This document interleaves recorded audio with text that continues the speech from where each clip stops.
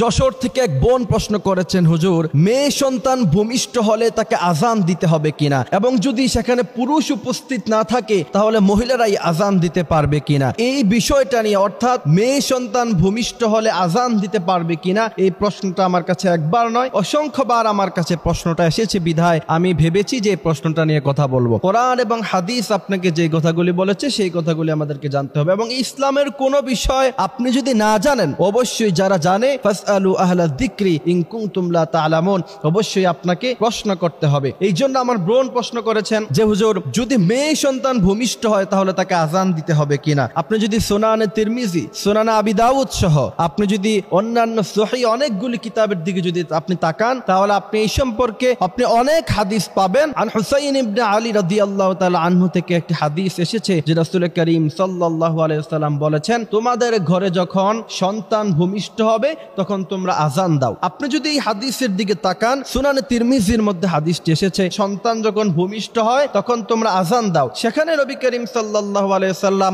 মেয়ে সন্তান ভূমিষ্ঠ হলে আজান দিবে নাকি ছেলে সন্তান ভূমিষ্ঠ হলে আজান দিবে এই সম্পর্কে কোনো কথা রাসূল করিম সাল্লাল্লাহু আলাইহি ওয়াসাল্লাম বলেন নাই, অর্থাৎ সেখানে কোনো পার্থক্য করা নাই। আমাদের দেশে এবং বিশ্বনবী সাল্লাল্লাহু আলাইহি ওয়াসাল্লাম অনেক মেয়ে সন্তানের কানে আজান দিয়েছেন, এবং সাহাবারাও অনেক মেয়ে সন্তানের কানে আজান দিয়েছেন, এমন অনেক ঘটনা এবং অনেক হাদিস এমন এসেছে। কিন্তু আমাদের দেশে কিছু কিছু মা বোনেরা, এরা বিভিন্ন মুফতি সাহেব থেকে ভালো জানেন, খতিব সাহেবদের থেকে ভালো জানেন, নিজেরাই ফতোয়া দিয়ে দেয় যদি মেয়ে সন্তান ভূমিষ্ঠ হয় তাহলে আজান দেওয়া লাগবে না। এই কথাটা সম্পূর্ণভাবে ভুল।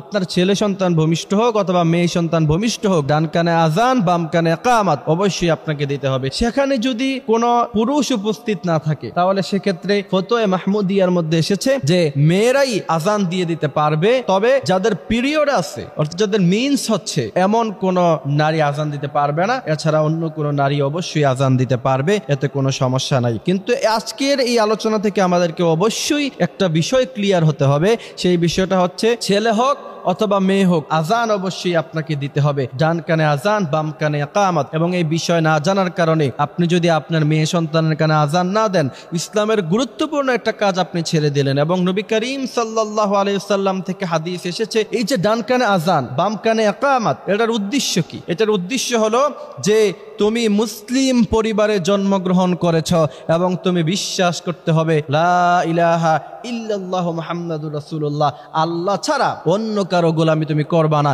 এই কারণে আল্লাহ সুবহানাহু ওয়া তাআলা এই নিজাম করলেন যে মুসলিম পরিবারে কেউ জন্মগ্রহণ করলে তাকে ডান কানে আজান বাম কানে ইকামত তাকে দেয়া লাগে। অনেক মুফাসসিররা এটা ব্যাখ্যা করছেন যে জানাজায় তো কোনো আজান ইকামত দেয়া হয় না, তোমার জানাজার আজান এবং ইকামত তোমার জন্মের পরেই দেয়া হয়ে গিয়েছে, সুতরাং আজান এবং ইকামতের পরে নামাজের যতটুকু সময় বাকি থাকে অতটুকু সময় তুমি দুনিয়াতে বেঁচে থাকবা। কি সুন্দর ব্যাখ্যা করেছেন তিনারা, সুবহানাল্লাহি ওয়া বিহামদিহি সুবহানাল্লাহিল আযীম। এই জন্য আল্লাহ সুবহানাহু ওয়া তাআলা ইসলামকে পরিপূর্ণভাবে বোঝার তৌফিক আল্লাহ পাক আমাদেরকে দান করুক, আমিন।